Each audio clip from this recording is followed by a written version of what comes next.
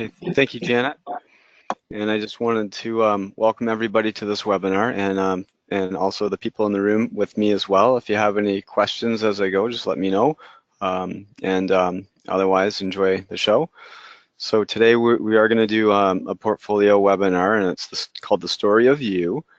And today I'm just going to talk about some of the techniques and styles of portfolios that I like to show people and that what I use myself. And if you have a little bit of a hard time hearing me, just let me know. Right now it looks like my audio is working well, but I am using some new equipment today, so if there are any issues with that, just let me know. I'd be happy to try to tweak up the volume a little bit. So I'm going to go ahead and start the presentation and enjoy the webinar. Thanks for coming. Okay, so portfolio, the story of you. Okay. So the main goal of today's presentation is to talk about how using technology to make your portfolio more useful. And I want to talk about how you don't just want to show, but tell about your accomplishments. We want to show you how you can use the portfolio to get your story straight. If you know your story, then you can tell it well. Also, I want to show you and help you use your portfolio to answer questions in the interview, which is kind of why we're making the portfolio in the first place. An effective portfolio. So we're using a portfolio to help tell your story and define your value at an interview. We're going to show you how to use some more modern creation techniques to do that. Because I feel that a portfolio is not just a scrapbook of reference letters and awards anymore, but it can be more useful than that. So let's just go back to why we're creating a portfolio in the first place. It's to organize and reflect upon your accomplishments with clarity. And I think we know that, and we know what a portfolio is. But why are we also creating a portfolio? Is to easily show and tell about your accomplishments where the opportunity arises. And so this is the part I want to focus on is the showing and telling part, because we all know that we can stick our documents into the portfolio and they're there and in their physical pieces of paper are in our portfolio. But I want to also focus as we go through this on how to tell about those accomplishments and not just show them. It's also to remind yourself which accomplishments are related to the position that you're interviewing for. Because don't forget, the reason why we're creating the portfolio is we hope that we can use this during an interview.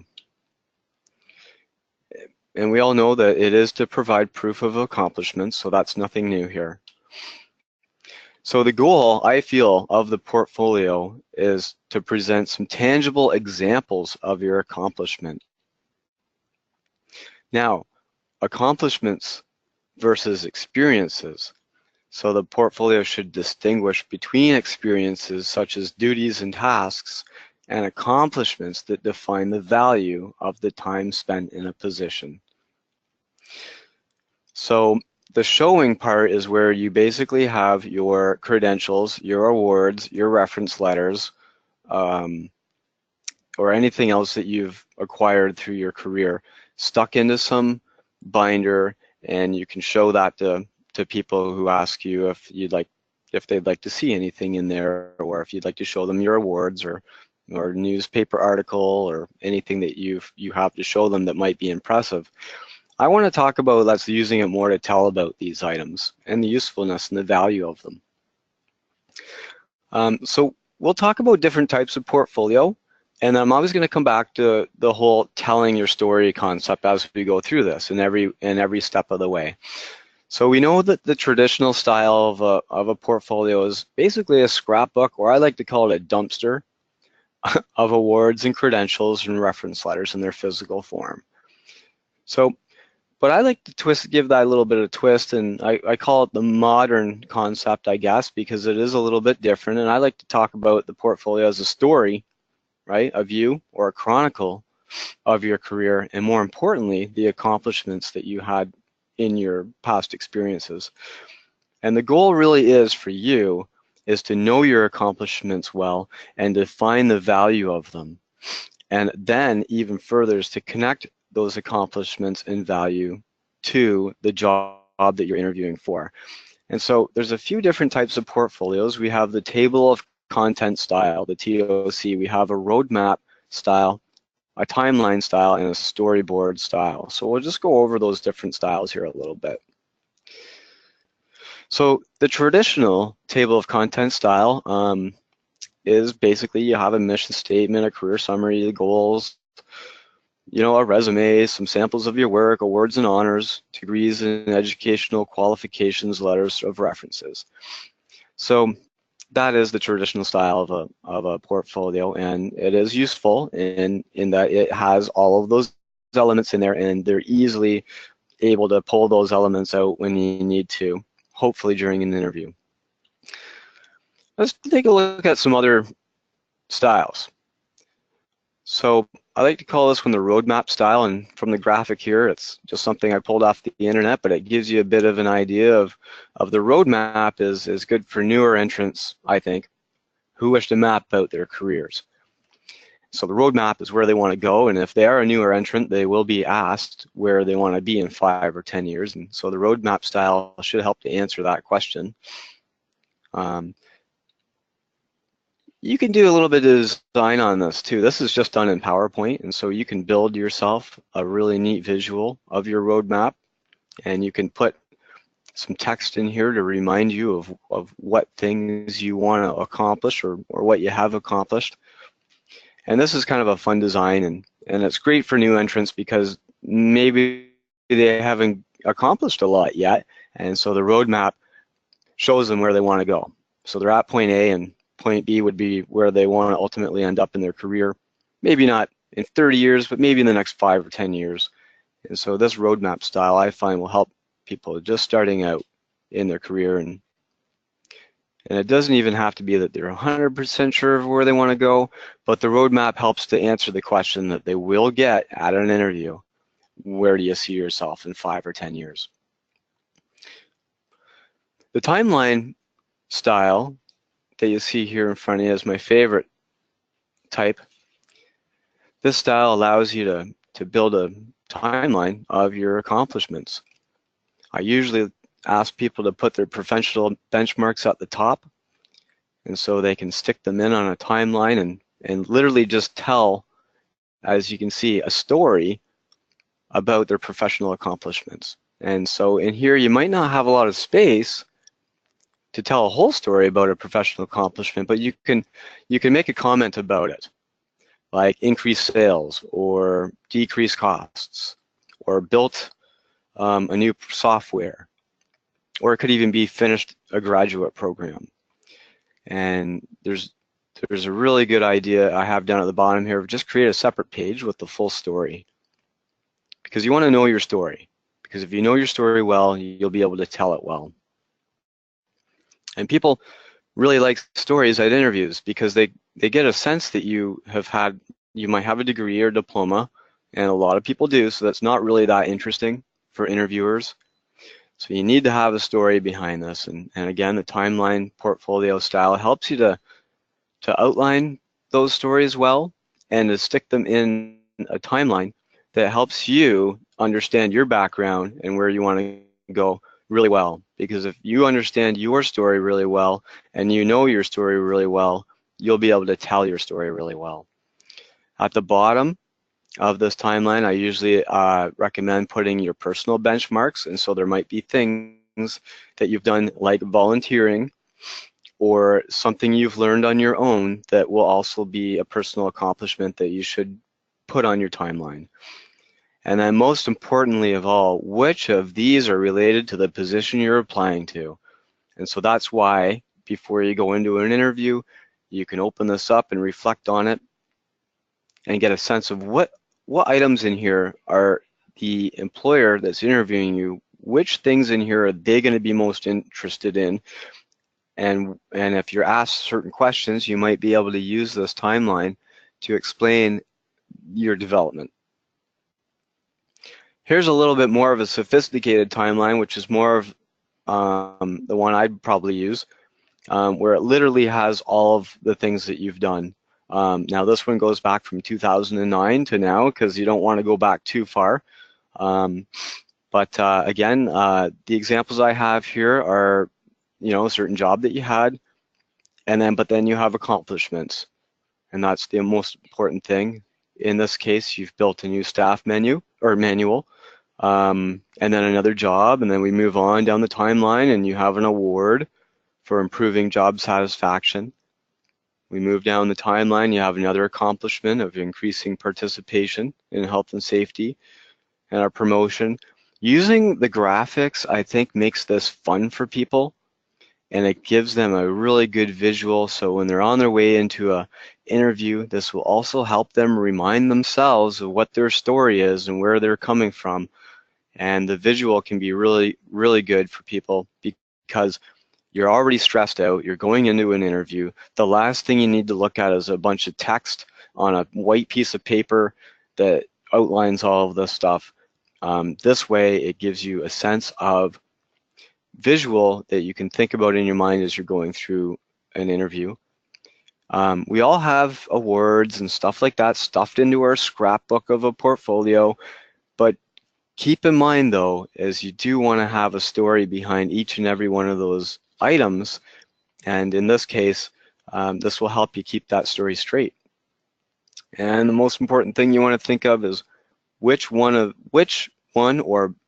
many of these accomplishments in your background are related to the position that you're applying to. That's the most important thing too, as well, for using this portfolio.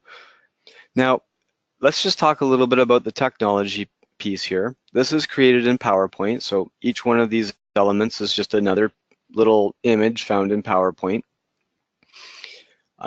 And they're clip arts, and so it's really easy to build in PowerPoint. And the best thing about using PowerPoint to build this portfolio is you can print it out and stick it in your physical portfolio, or you can create hyperlinks, so you can click on your accomplishment and have it open up a new page where you might have more of a story that you've typed out in there, so that you're not always rethinking this over every interview.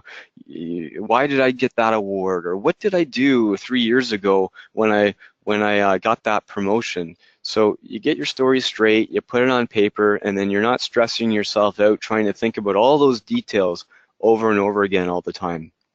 And this way it's captured, and again, it's just all about the story of you.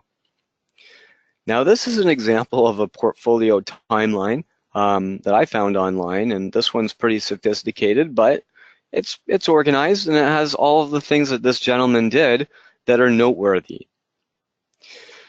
And again, which of these are related to the position you're applying to?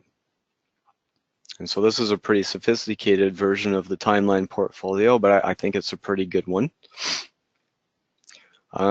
Here's another good example of a timeline portfolio, a little bit different, but very visual, very easy to look at.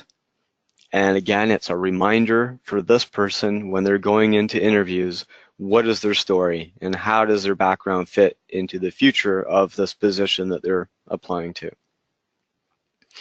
And again, here's another example. So totally different, a little bit more simple, but it does the job. Again, these are all just simple graphics found in PowerPoint or almost any software. So it's not very difficult to build, but and again, it gives you a really good visual of where this person is. You can share this portfolio with your employers as well, and give them this kind of information if they wanted it, but it is pretty much just for you. It's just to help you get your story straight. Here's another style, the storyboard. This style works well for those who may have varying position types or changes in their career. And so each element is kind of a separate element on its own, as you can see here, and I'll show you this one as well. And here's more of a storyboard. Now this person here has had a retail clerk job. Then they went to college. Then they had a placement. Then after the placement, they and this happens a lot, they didn't get the job that they took the placement for, so they're back as a retail manager. And then they got a job as a law clerk. Then there's a mat leave for a new family. And then here they are now as a job seeker looking for new opportunities. So this storyboard, I think, works really well for people who have had separate and varying changes in their employment status. And then again, it just helps them kind of keep their story straight and make sense of it all, because the more they know their story, the more they're going to be able to tell it. So there's just a couple really good ideas, and it's all about showing your skill set. So that's the most important thing, because behind your accomplishments is the power of your skill and what value you have to bring to that position. And your knowledge, right? So these are the stories that I think really what I wanted to talk about today is the portfolio shouldn't just be a scrapbook of your awards, reference letters, and newspaper clippings or whatever. It should really be stories behind these things. And so for every award that you have stuffed in your scrapbook of a portfolio, you should have a page that has a story that tells, how did you get yourself that award? How did you get that reference letter? What things did you do in that position? And in fact, a lot of us don't have awards. So in your portfolio, if you don't have a lot of awards to highlight, then there should be little stories in there of what value did you bring to each position you've had. What benchmarks do you have? What accomplishments do you have? And what knowledge did you gain? So if you don't have that in your portfolio, I really encourage you to begin to start to do that. Take a white piece of paper, even if you have to, and type out a story about how did you affect a change at a certain job? Or how did it affect you, and what knowledge did you learn at that job? It could be something like you helped build the health and safety manual and you learned all about the knowledge behind health and safety. It could be that you shadowed managers and learned a little bit about how the management style of a certain job was, and how that and how they hired and how the payroll worked. So you want to document that. And I know that a lot of people can talk about a little bit about what they've learned on these jobs, but I really encourage people to document it, because you want to use this portfolio as a novel of yourself, the story of yourself. And you don't want to be in an interview kind of hemming and hawing and oh yeah, I've got a good example now, what was that again? And just put those examples down on paper, stick them in your portfolio. I encourage people to use this digital technology to do that. It can be more fun because it's more visual and you can use color and creativity. But even at the end of the day, if you can just stick your accomplishments on paper and stick them in your portfolio, if you have no awards or no reference letters, you still should have a whole slew of knowledge building examples and experiences that you've had from your past experiences. It could be philosophies that you've gained, insights that you've gained, awareness, any wisdom that you've gained, any theories you've learned, any hands-on new things that you've acquired. So it really is, there should really be at every job, and even if you were working at, say, a clerk at Tim Hortons, there really should be some knowledge that you've gained, and even if the biggest thing that you've learned at a job is how to get there on time, then document it, because that could even be a good piece of knowledge for you to take forward, is how did you develop the skills to get your butt to work on time every day? And I know that sounds lowly, but in some cases, for some people, that's a big accomplishment for them. So we want to talk about the results too, because the accomplishments that you want to put forward should always be related to what results you had at the positions that you worked for. So it might be as simple as increasing sales or being able to successfully meet your goals. You may not have done anything noteworthy, But if you can talk about how you were successful day to day in your duties and activities, not just that you performed duties and activities, but that how you felt that the result of what you did was valuable to that company you work for. It's really important to get that across to yourself, because if you know your story well, you will be able to tell your story well. Because if we go further into this, what is the purpose? Why were you even employed? So this helps you reflect on, why was I a cashier at Tim Hortons? Well, it was to provide customer service, help people make decisions, properly prepare food. These things are all the purpose of your position. So really good to know that, and really good to understand why people hire you in the past, so that you can understand why people will hire you in the future. I know that most of us, the purpose behind us getting a job is for pay, and of course to gain experience. And so if we can try to find bigger value in what we've done, then that's really what employers want to hear when we're in the job interview. So again, let's use the portfolio as not just a scrapbook to stick stuff in, but let's use the portfolio to tell our story. So there should be accomplishments in that story, and in those accomplishments, it should be able to allow us to learn a more sense of purpose of why we were in these positions and why we can be in future positions. So the main real goal of our presentation today was to show you a little bit of technology that we can use as part of our portfolio, and there's other technologies out there. There's Visio, Microsoft Visio, there's PowerPoint. You can even use Microsoft Word or Publisher, but try to use some graphics. Use the technology that we have. There's lots of opportunity to learn more about how you can embed hyperlinks so your portfolio can take you to different places technically. Use the technology. It can be fun, and it allows you to really help you to tell your story, because you don't want to just show what's in your portfolio, but more importantly, you want to be able to tell about what's in your portfolio.